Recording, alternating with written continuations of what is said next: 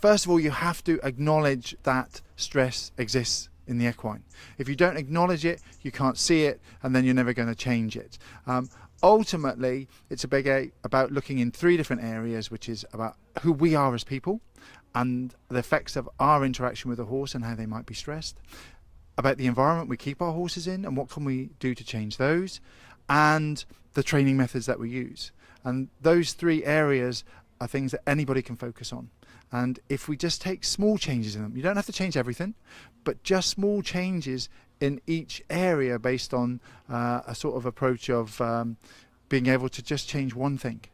In each of those areas, you begin to reduce the stress of your horse.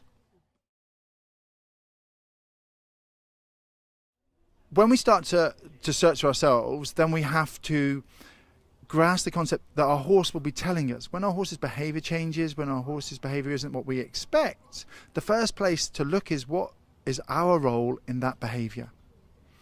There's no point looking at the horse and trying to change their behaviour if we're the cause of the problem. If it's our nerves, our anxiety, our tension, our pressure that we perceive from our peers, then that's not the horse's problem. So you take the starting point of the horse's behaviour. When that changes, look at yourself to see what the role is that you're playing in it.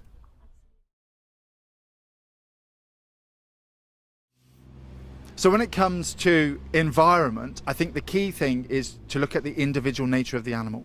You know, some horses are going to need more turnout and be happy with that. Other horses, when you turn them out with a group of are going to be more stressed. So looking at the individual needs, what does the individual character need, and assess that and begin to work with that in conjunction with what's the natural behaviour of a horse.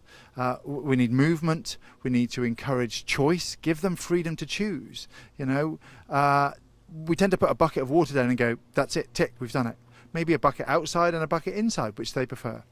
Small changes, social interaction. How can we increase the amount of social interaction they have with other equines without putting them at risk of danger from inappropriate behaviour? Just question these things all the time and look for small changes. Maybe it's a hole in the stable door or the stable wall that allows them to reach through to next door, or just increasing the view, or changing hay nets so that you've got two different hay nets that they can choose from of an evening. Small changes add up to massive improvements in environment enrichment.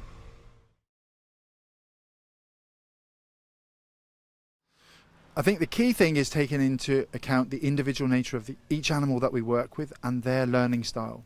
It becomes very difficult for the horse if you're trying to make a horse do something against their natural learning style. It becomes stressful, much like us. If you're someone who's practical and I force you to sit down and do theory, you're going to struggle and be stressed. If you're someone who likes theory and I force you to learn through practical application, it's going to be stressful.